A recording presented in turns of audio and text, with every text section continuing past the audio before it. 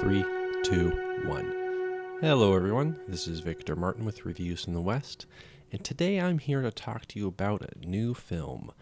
Bada bing, bada boom, baby. We are sort of slowly getting back to pre-pandemic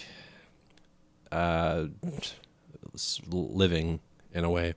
A couple theaters have opened up back in Washington, and I just decided, you only live once. Let's go check out a new movie in a theater. It's been 5 months. I know it's kind of a dangerous, stupid thing to do, but it is what it is. So, went to go see Tenet. I've been waiting for this film forever. I was really excited. Kept my hypes and my expectations at a reasonable level. Just, thought, okay, let's be realistic. It could be shit. It could be bad movie. And I have liked everything Nolan's done. I haven't seen The Prestige, but Interstellar in particular is top 5 favorite films of all time. So, I was really hoping for this one to be a good film. And I am pretty darn happy with it. I'm not in love with it. I am not completely satisfied, unfortunately. And that might just be because, I've only seen it one time. And like previous films of Nolan's, there's a lot of things that you might not catch on a first viewing. It's a bit of a head scratcher at times. It's a lot of different things. So I'm just going to talk about this in like a pros, cons sort of structure. Simple and stupid, but it's going to work for me right now. So let's get the good stuff out of the way. Okay, the concept is pretty gnarly. I don't want to get too into it because I would easily lose you, and I'm going to easily confuse myself if I get too far into it. But you have this espionage film, and then on top of that is this inverted time element that really mixes things up and leads to some super insane scenes that are technically, on a technical level, they're very damn impressive. There's some really masterful filmmaking going on here. And in terms of like the action, the choreography, the visuals, there's some pretty stunning material in here. So I think like the biggest pro for me was the technical aspects. Because, cinematographer Hoyt van Hoytema, probably butchered that last name. I always do that. He's back again, and he's doing some good work here. A lot of it reminded me of Inception in terms of the aesthetics. And to be honest, I wasn't like blown away with his photography, but like previous films, he really knows how to capture a wide space and really take advantage of the IMAX film that they shoot on with this movie. So him and Nolan, perfect pairing. He does great work here. And then also one thing that I was worried about was Hans Zimmer not being part of the musical department. But thank God that Ludwig, who previously he did Black Panther, I believe, he knocked it out of the park. This is an insane score. It is so good. And I had a feeling it was going to be good when I saw the prologue back in March. It's energetic. It's pumping. It pumps the blood. It's loud as hell. Sometimes a little too loud, but it is such a cool score, and it works just so well. And also too, they do some clever things with like some tracks are like in reverse, with it, accompanied by an appropriate scene that might be reversed, for example. And I loved it. I am really happy about the score, and I would love to just play it on repeat in my home as I clean my room. it's one of those. It's to get me really hyped to clean my room. So great score. I loved it.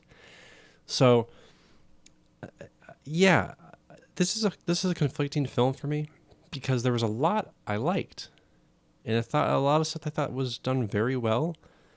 And then there's just some things that just, I don't know, felt weird to me, did not really work. So yeah, I guess we can get into the cons. Like previous Nolan films, exposition, he's really, for some reason, he really just feels the need to over-explain the plot. And I get it, especially when you're dealing with something like this, like what's in this film, because, yeah, I think a lot of people would have a hard time following the film if hands weren't held.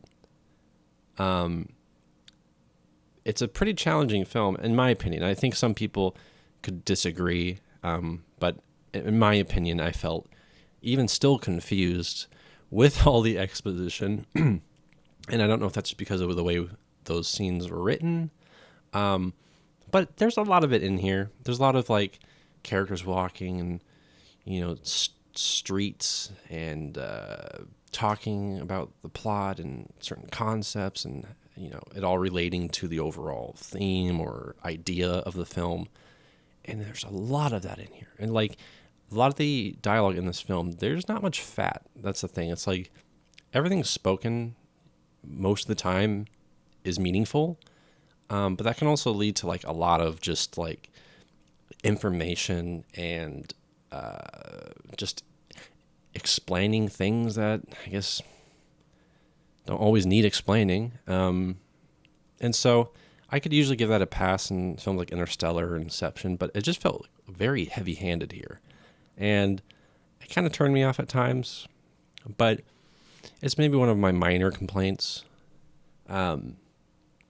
Although, okay, maybe not minor is the right word. It's a pretty big complaint.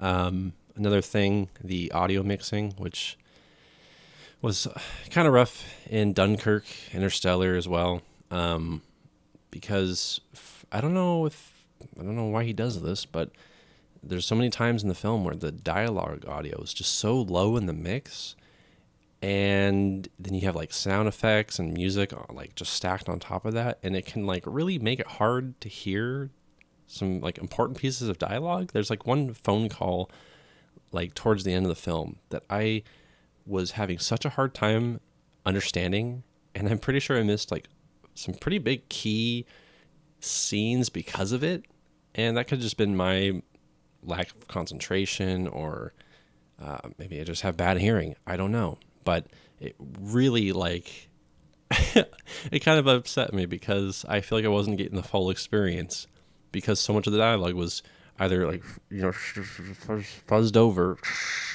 or just drenched in the other sounds in the scene. So like that really hindered my experience at times. So not all the technical stuff here is good, unfortunately. And also, I guess with another con that I had was some of the editing I felt was kind of strange, and it's hard for me to explain what I mean by strange. But it just didn't feel as like clean as it could have been. And that's probably going to make no sense to anyone listening besides myself.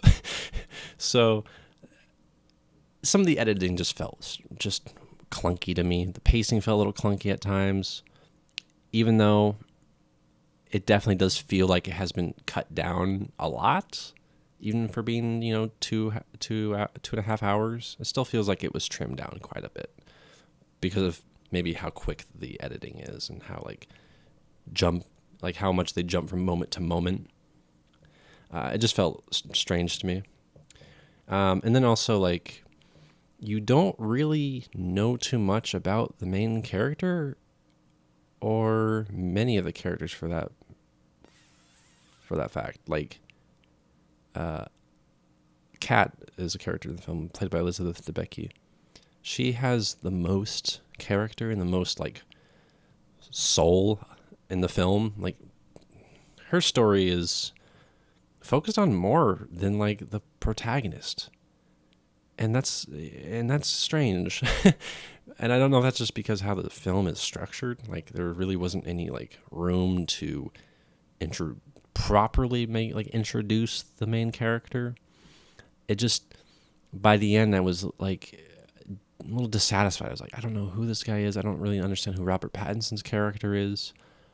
Maybe that's just not the point. Like I think this film's more focused on like its own mechanics and its own world, its own, idea, rather than like character building and whatnot. And that I'm fine with, but I think some of that lack of substance kind of threw me off.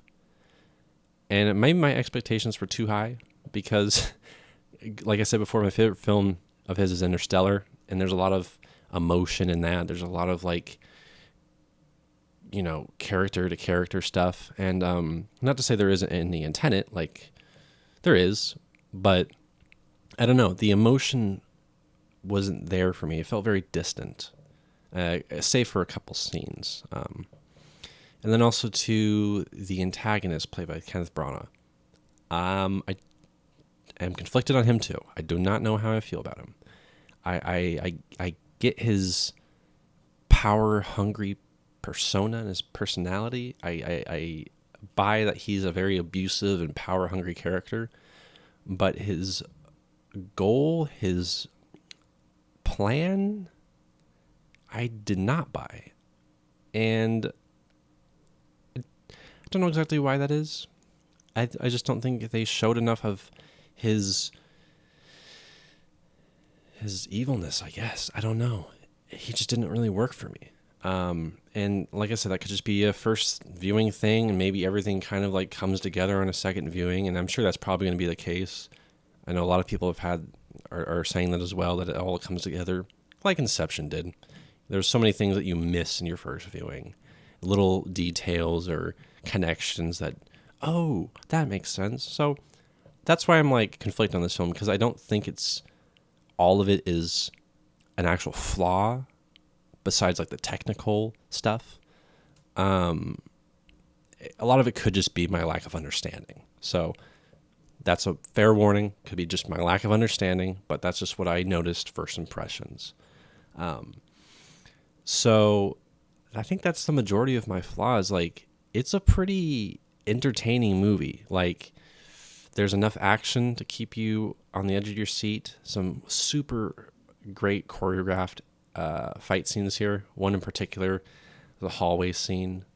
Not as good as the Inception hallway scene, but you have a character like moving forward in time, fighting a character who's going backwards in time, and the duality of that and the complexity of that type of choreography is stunning. And even too late, like in the film, there's scenes where characters are moving forward and things in the environment are moving backwards, and it's some really impressive stuff. Like, very innovative, and I didn't expect any less from Nolan. He definitely puts the money in the screen, and it's here. The money is on the big screen, boys. It's good. The spectacle is great. Not denying that.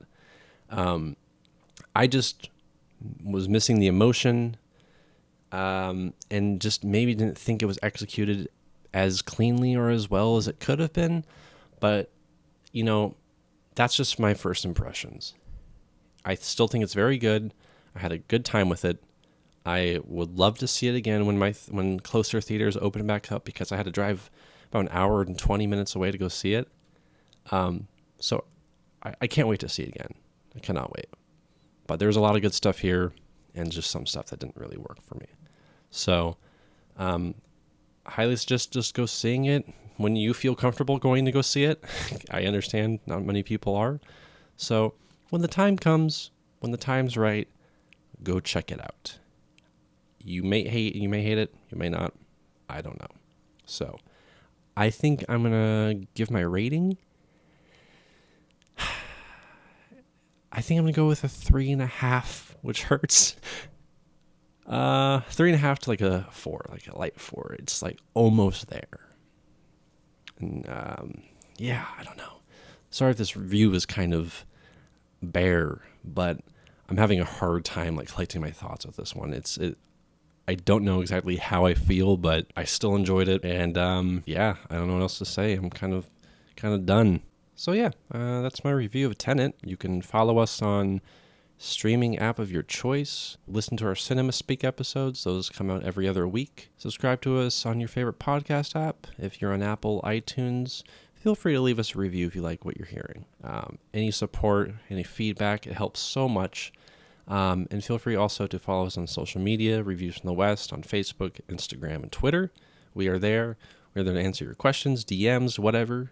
And we look forward to hearing from you. So thank you for listening. This is Victor Martin signing out. Bye-bye.